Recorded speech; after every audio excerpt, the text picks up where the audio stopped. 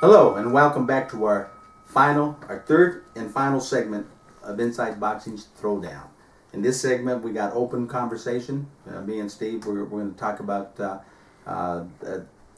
boxing in general. Things we'll talk about a little bit about inside boxing, what we do here as far as this show. We're gonna mix it up. We also want to invite your comments. We'll talk about that a little bit later. But let's get this segment started, Steve. What's on your mind? Well, first thing on my mind, the radio, is for you boxing fans, you're probably aware that Michael King of King World Productions passed away last Wednesday. He's only 67 years old. They haven't had much discussion about what happened. I do know that they said that it was sudden. So whatever it was not expected. But Michael King had some very innovative ideas that he had for amateur and pro boxing. One of the things he had was based there in Carson, California, the All-America Heavyweights program he had. Remember, Michael King was of the belief that the next USA Heavyweight World Champion was right there probably in professional football or in college football. As a matter of fact, remember he took our own Dominique Brazil, who went to the University of Northern Colorado. And he took him, and right now Dominique is 14-0 with 13 KOs as a pro, but he was a 2012 Olympian. Yeah. And Michael King was the belief that, start off with the heavyweights, because that's where, most of the attraction should be, and then work your way down. And he had the right thought. He was working hard toward bringing that heavyweight USA proudness back. I mean, because it's been absent. It's been absent that most people don't even remember, Steve. I mean, and he had a vision, and I just think that was good. It's really sad when someone leaves this young, but we have no say in that. Yeah, that's for sure. And for the people that say, "Oh, Michael King, I don't really know him," I'll help you remember Michael King. He and his brother Roger were the ones that came up, and they actually spawned the syndicated shows, the game shows Jeopardy and Wheel of Fortune, and he was the man behind Oprah Winfrey Show. Yeah. His ideas always took off and did big things. But this thing with boxing, we're gonna miss him because this guy always, and like I said, he had no problem in helping out with amateurs and the pros. Right Big now. Supporter of amateur boxing. Yes. And we're going to talk about amateur boxing in this segment.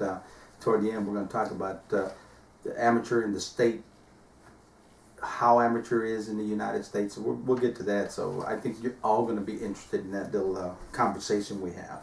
Okay, the next thing, and we started on in the second segment of talking a little bit about what's up and coming and who the guys are to watch.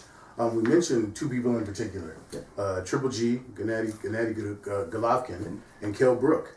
And these two guys are not in the same category. Let me make sure everyone knows that. Triple G's in his own category, okay?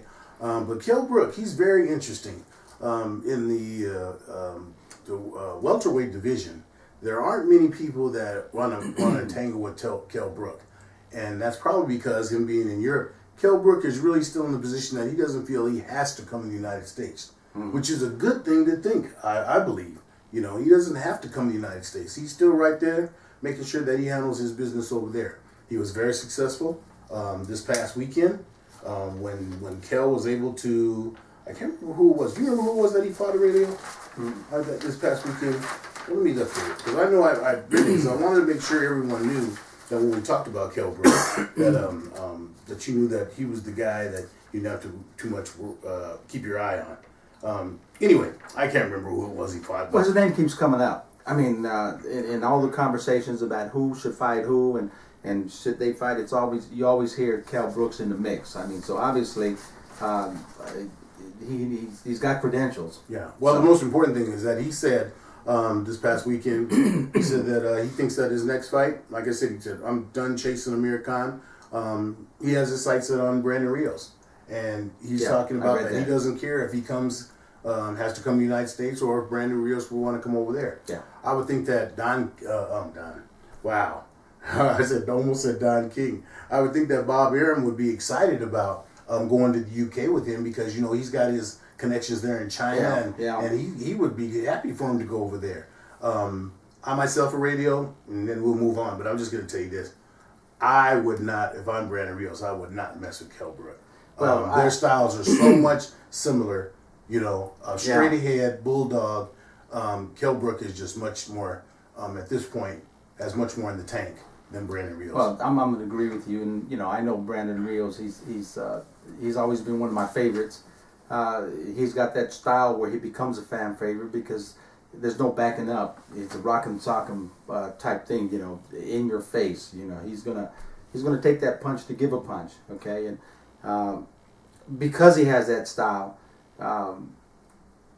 I wouldn't so much stay away from Brooks, but I certainly wouldn't go fight him out of the United States. Okay, sure, because over there to Wembley. Yeah, because if you're going out to Wembley, then you're going for a payday because you're not going to win. I mean, so basically, if he's going to entertain that bout, if Bob Arum's going to entertain that bout at all, then it's going to have to be here, like maybe in the Forum in California or something. Well, let me ask you this: what more could Brandon Rios right now in his career look forward to than a payday? Who else is Brandon Rios really? Would you seriously look at that he could beat in the welterweight division? I mean, and even if you said at light welter. Well, I think that remains to be seen. So because in his last fight with Mike, I mean, he looked so much better. He looked so much focused. It was almost like a new energy that's come back into him, and I think. I gotta disagree with you. Well, I think he sensed that I've got to pardon my French, but I got to shit or get off the pot. Yeah. And I think he did that. But real quick, because our time is running out, let's get into that Triple G. Okay. We want to talk about Triple G. So talk about it. Is he the next thing? Is there's not next thing. He is the thing. I mean, there's he's the middleweight champion. Mm-hmm. Like you said earlier, Miguel Cotto has pretty much let it be known he doesn't want to mess with him. Okay, yeah, so he's going to move on and find something else. There's nobody. You know what? We're caught up now. Triple G is caught up in the thing where everyone says either come down or go up. And that's always a credit to any fighter when everyone says you need to come down or go up because that means you're just dominating the division. Sure. I saw Triple G's last fight and I'll tell you what, he does have everyone afraid to step up to the plate and fight him. I mean, that without a doubt, we know that. But what I also saw in Triple G, if someone would just, set their mind forward to go through, is Triple G gets hit. He gets hit. So, I mean, the problem is people are not hitting him with vengeance and trying to get the respect. They're trying to just hit him not to get hit. Okay, now that might not make sense to a lot of the public, but anyone that's boxing or knows anything about boxing, that makes a lot of sense. They hit not to get hit. And they got to hit Triple G to create damage. That changes the whole fight. But anyway, we just had our little wind down thing. So let's, Well, real quick. Just let me go ahead. Just real quick. I got to say this. Triple G, I know the fight you're talking about in his last fight too. I think it's a thing of he really has to adjust during the fight because guys are sometimes they want to run, they want to fight a little bit, and they got to run, and it takes him out of his game a little bit. But once he hits you, and he showed in his last fight, he's got some whiskers, man. That dude got hit a couple of times, like you said. But I'm saying the guy he fought wasn't a power puncher. No, he was a mover. He was a mover. He hit him a couple of times, and it escaped me. But the brother was game. Yeah, but Triple G kind of laughed at him. Like, okay, you hit me, but when you finally got him, there you go. That's what I'm saying. You hit not to get hit. Yeah. But okay. But we want to spend the next couple of minutes. We want to talk. We only have 1 minute. Okay, we want to talk about the amateur boxing and Steve, real quick, amateur boxing in the United States. We know that it's been porous. Okay, we haven't won a gold medal in a long time. As a matter of fact, this past Olympics, the men didn't win any gold medal. And as a matter of fact, not only did they not be competitive enough to try to win a gold medal, they stunk the Olympics up. The USA men's division, as you know, we only won one gold medal, and that was Clarissa Shields, a girl that was just starting, yes. A teenage girl. What's the U.S. have to do to get back into the thing? Well, the U.S. is going to, all the U.S. people have to realize that the United States doesn't control anything any longer.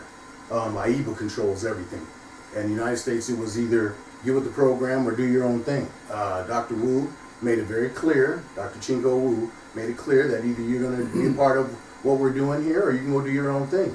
The United States felt that they didn't have any choice, so they've gotten on board with AIBA. It might not be a bad thing, Aurelio, when you look at the grand scheme of things, because the objective of all of our amateur, well, Olympic-style boxers. The objective is for them to turn pro, and that's what AIBA's whole focus now is to all of their participants in all of their leagues around the world. This isn't just United States; this is around the world. Is to help them, be capable and ready, prepared to turn professional. Okay. So we're going to extend this a little bit, a couple of minutes, because I think this is very important. This is very important. So we'll extend it just for a couple of minutes for you guys viewing. I'm not so sure that's good for the United States. Okay, bringing the international body AIBA to control boxing in the United States, I really have. This is personal, but I have a problem with that. Okay, because the United States has always been a powerhouse in the amateur boxing scene for so many years. I mean, it was always the Cubans that had the upper hand, but I think everyone knows the Cubans basically they had no pro boxers out there. So their amateurs were basically pro. But as far as the USA, I mean, they're doing things to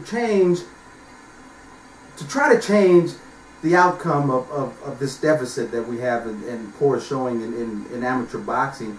And they are going along with AIBA, but one of the things they've done is USA Boxing has taken full control in deciding who is going to go that path to the Olympic trials and then represent the United States in the Olympics. Now you said USA Boxing has done that? Well, they have, and what I'm saying, the reason they've done that is they've completely shut the door on organizations like the Golden Gloves, the National Golden Gloves. But that's not USA Boxing. That's AIBA. Well, but it's USA Boxing that does it. Oh yeah. Per AIBA rules, okay. Right. But it's bottom line, it's USA Boxing that makes the decision. Okay. But, there again, you don't slap the hand that feeds you. Okay.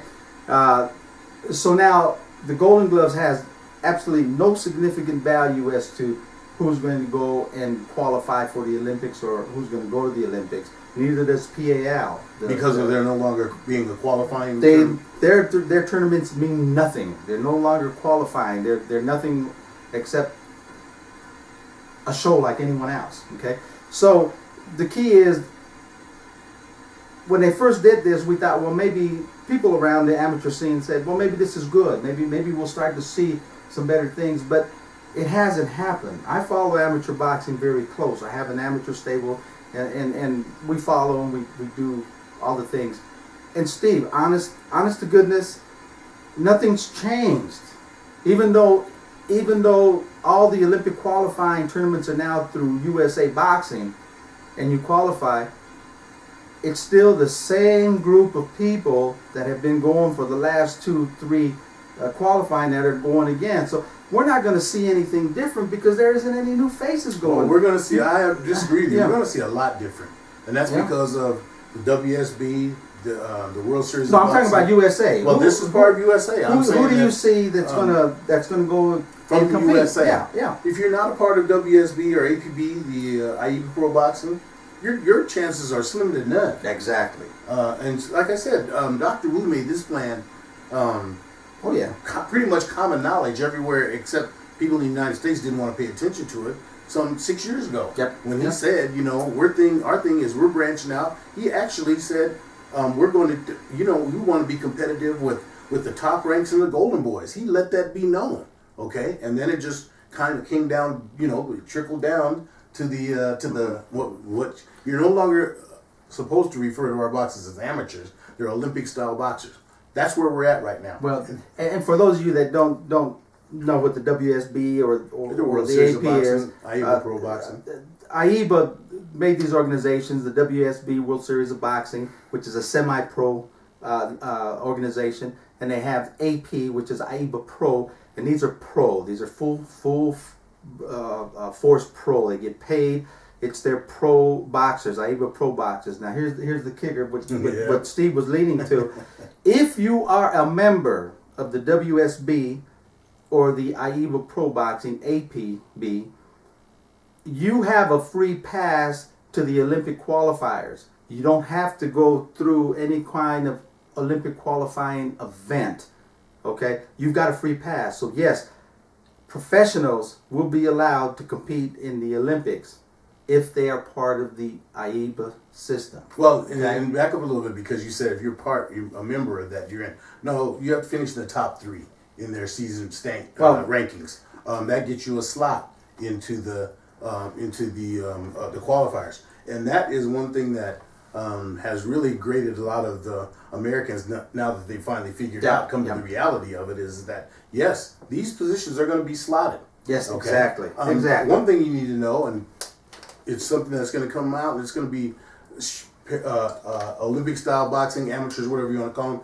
Participants should be alarmed about and should be in an uproar about is that we're not having going to the Pan Am Games. Yeah. Okay. Right now, we don't have anybody. Well, we don't have any American boxers going to the Pan Am for all Games. you guys, I want you fans not only to be involved with the pro. I want you to follow this amateur game because nothing's changing in the United States of America to better the fighters to get in and to become a force in the Olympics. That's my opinion, okay?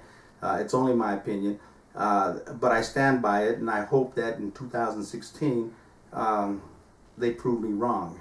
Stephen, just also to let you know, and I lost my train of thought. Man, hell didn't know. Yeah, it's okay. But let me just say this. I'm going to disagree with you a little bit. You think it's not going to be a chance? I'm not convinced. I'm still, you know me. I'm the eternal optimist. Yeah. I'm going to give. Right now, John Brown is the, I guess the president of InsideBoxing. He's the president of USA Boxing. Yeah. Okay, and Mike Martino is the executive director. They have been working behind the scenes to get a lot of things done. This issue, like you were talking about earlier, Raylio, ringside, PAL, Golden Gloves, no longer being qualifying tournaments, it's actually insane. It truly is. Because that's the only outlet that we had to have even remotely a chance of guys that, aren't the selected ones, having an opportunity to show what they can really do. That's something that we'll have to see how it all pans out in Rio de Janeiro in 2016. That's my point. And we're going to leave you with this because we're going to have to set up an entire segment just for this amateur boxing because we want your comments. And like I said, send your comments, whether it's on the pro side or the amateur side, to ThrowDown at InsideBoxing.com. And we'll review all the comments and hopefully bring them into our discussion. But we're going to leave you with this. Correct me if I'm wrong, Steve. Isn't the 2016 Olympics in boxing going to be contested without headgear? Without headgear. That's what it's all about. Yeah. Like I said, it's preparing for the pros. One thing I want to say before we leave. We're getting back to the old days. We haven't been on in a while. Mm-hmm. And we're getting back to the old days, and we're going to have invited guests on. Old buddy Eric Duran, the boxing chick, Leanne Perez, some other people that come in and give different perspectives. We'll have different guests here. Opinions. But you might as well know it's going to be back to the old days. I'm on the radio's ass. I'm not agreeing with him. I try as much as possible to disagree with him.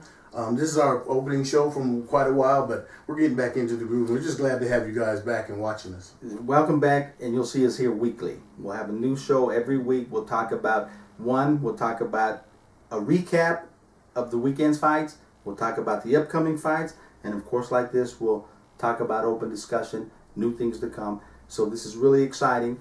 And you're talking about a guy here that knows everything about boxing. So, see, here he goes. He's at it already. But guys, tune in next week when we'll do a recap of this weekend's fights. And we'll do it all again. And we'll do it all again the following week and again the following week. Stay with us. Congratulations, Dickie Wood and Jen Russell. Okay, on getting married. Sorry I wasn't there, guys, but I love you. Oh, we're going to give shout-outs. Yes. Quick shout-out to my man, Henry Allen. He's in Las Vegas right now. He's hoping to turn pro, and I like him. Good luck. Congratulations, nephew. And he graduated high school, though. That's right. Yeah, that's our boy. Good kid. Yes. Good kid. Thank you, guys. See you next week. Until then, as usual, keep them hands up. Keep them up.